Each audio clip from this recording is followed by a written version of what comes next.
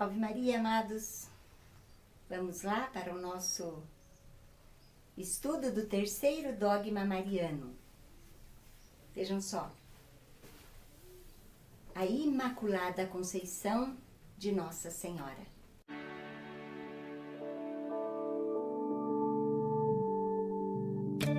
Este dogma, esta verdade de fé, proclamada pela Igreja como dogma, é tão querida no nosso meio, não é verdade?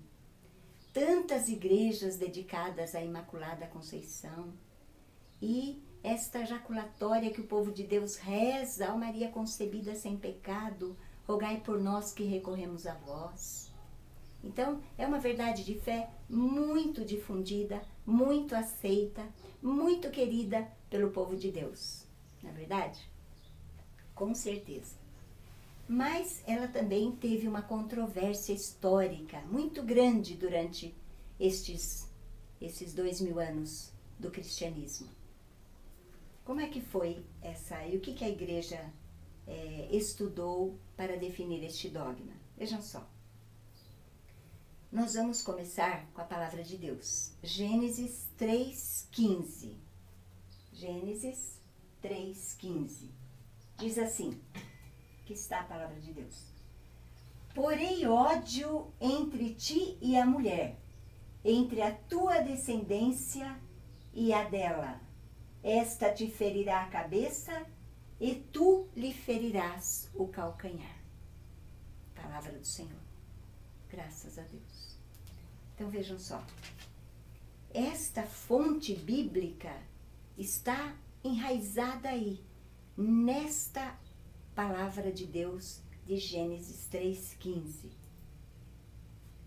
Deus coloca ali no início de toda a criação, quando o homem e a mulher pecam gravemente, ofendem a Deus, Deus coloca esta inimizade mortal. Porém, inimizade entre ti e a mulher, entre a tua descendência e a dela. Deus diz isso para a serpente, símbolo e sinal do demônio, do mal.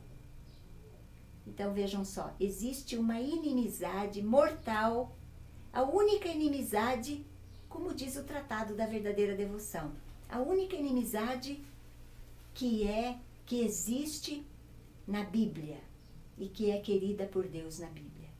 A inimizade entre o demônio e Nossa Senhora. Por que Nossa Senhora? Nossa Senhora é essa mulher a quem Deus nunca ia permitir, nunca permitiu que o mal a tocasse, que o pecado a conhecesse. Nunca. Né? Então, porém inimizade entre ti e a mulher, entre a tua descendência e a descendência dela. Então, Maria Imaculada, sem a mácula do pecado. Ela não teve o pecado. Isso baseando-nos aqui em Gênesis 3,15. Aí nós vamos para Lucas 1, onde o arcanjo Gabriel, vai lhe dizer: Ave cheia de graça, o Senhor está contigo. Olha, o anjo do céu vem à casa de Nossa Senhora e vai lhe chamar de cheia de graça. Gente, cheia não é cheia como nós temos ideia na nossa cabeça de alguma coisa cheio, de um copo cheio de água. Não, é muito mais do que isso. Essa palavra em português é pobre para significar tudo o que o anjo quis dizer para Nossa Senhora. É cheia, cheia plena. Ave Maria, gratia plena, em latim. Plena diz muito mais do que cheio. Ou, como diziam alguns santos, é uma explosão de graça.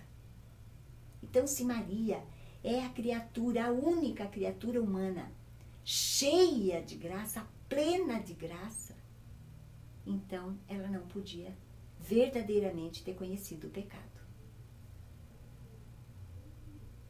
Então, este é o embasamento bíblico. Trago dois, tem muitos, para este dogma.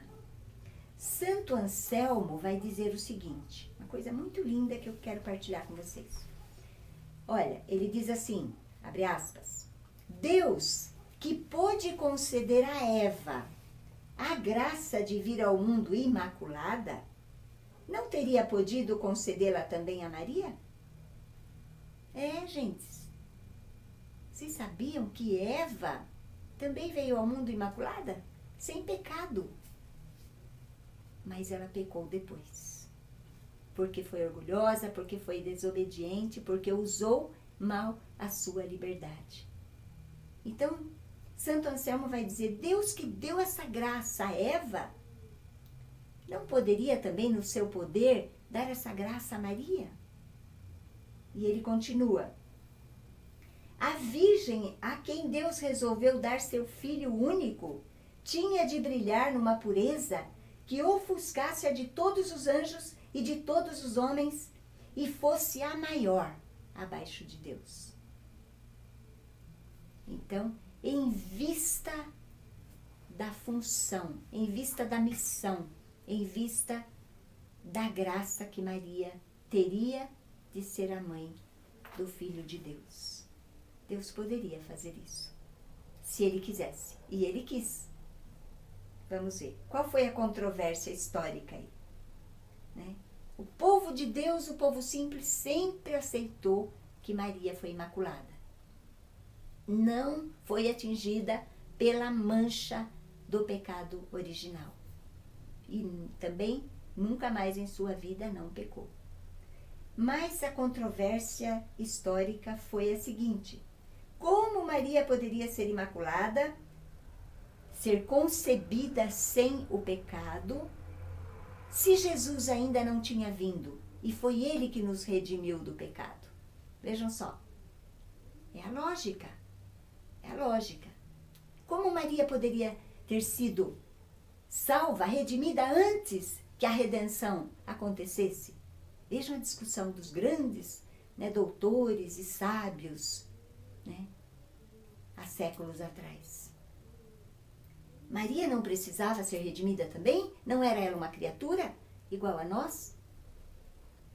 Sim, Maria também precisava ser redimida. Só que daí vai aparecer na história este grande homem, Duns Scoto. Duns Scoto. E ele vai então enfrentar esses que contravertiam, esses que discutiam e que queriam provar o contrário, de que Maria não poderia ter sido concebida sem pecado antes da redenção. Então, Duns Scoto vai explicar, vai estudar e pela graça e pela luz do Espírito de Deus, o esposo santo da Virgem, ele vai então esclarecer esse ponto. Vejam só, há duas formas de redenção, ele vai dizer. A redenção liberativa, que significa curativa, que é a redenção que todos nós fazemos parte dela, que Jesus fez com todos nós, é a redenção liberativa, curativa. E a redenção, a segunda forma, a preservativa. Existe essa segunda forma de redenção, que é um privilégio que foi dado a quem? Unicamente a Nossa Senhora. Unicamente a Nossa Senhora. Certo? Então, Maria foi salva do pecado por antecipação, pelos méritos do seu Filho amado. Ela foi salva por antecipação. Ela foi redimida por antecipação. Portanto, ela foi concebida no ventre de sua mãe Ana, sem a mácula do pecado original. E por que isso, meus amados? Muitos padres já explicaram isso. E eu trago, vem à mente, eu trago agora então para vocês. Porque Maria não poderia ter sido picada, vamos dizer assim, pelo pecado original. Porque senão ela passaria esse pecado original quando ela concebeu o Filho de Deus no seu ventre santo. Porque todos nós, pela herança carnal, nós todos nascemos neste mundo marcados e manchados pelo pecado original. certo? Então Maria não poderia ser manchada pelo pecado original, porque ela não poderia passar pela geração carnal, pela humanidade, passar esse pecado para Jesus, porque Jesus não poderia. Lembram lá? Porém, inimizade? Jamais, jamais. O pecado não teve nenhum, o mal não teve nenhum domínio sobre Jesus. E aí então, depois de toda essa discussão, com Duns Scoto esclarecendo e explicando, aí então nós vamos ter a definição no dia 8 de dezembro de 1854, pelo Papa Pio IX, na Bula Ineffabilis Deus. Ele vai dizer o seguinte: por uma graça e favor singular de Deus onipotente e em previsão dos méritos de Jesus Cristo, Salvador do gênero humano, a bem-aventurada Virgem Maria foi preservada intacta de toda a mancha do pecado original, no primeiro instante da sua conceição, da sua concepção. Daí vem o título, a Imaculada Conceição. Mas sabe, meus amados, mesmo o Papa Pio IX decretando o dogma em 1854, continuavam muitas brigas, muitas encrencas, né, de padres, de estudiosos, de teólogos, e ainda existia pairava ainda sobre a igreja aquela dúvida no coração de muita gente. Aí o que aconteceu, meus amados? Olha quem veio lá do céu para definir verdadeiramente, para assinar embaixo da definição do Papa Pio IX. Nossa Senhora. 4 anos depois, ela vai aparecer em Lourdes, na França, para Bernadette Soubirous, a menina Bernadette. E o dia que a menina vai, a mando do padre, vai e pergunta: como é o seu nome, senhora? Senão o padre não vai aceitar. O padre não vai acreditar em mim. Como é o seu nome? Depois de muitas e muitas perguntas e insistência de Bernadette, Nossa Senhora vai sorrir para ela, aquela menina analfabeta, não sabia ler nem escrever, não entendia nada de teologia, não entendia nada de dogma, de nada. E Nossa Senhora vai responder para ela: Je suis l'Immaculée Conception. Eu sou a Imaculada Conceição. E a Bernadette não entende uma vírgula dessa frase, mas ela sai correndo lá da gruta de Massabielle e vai correndo até a casa do padre, do seu confessor. E vai repetindo pelo caminho para não esquecer nada. Je suis l'Immaculée Conception.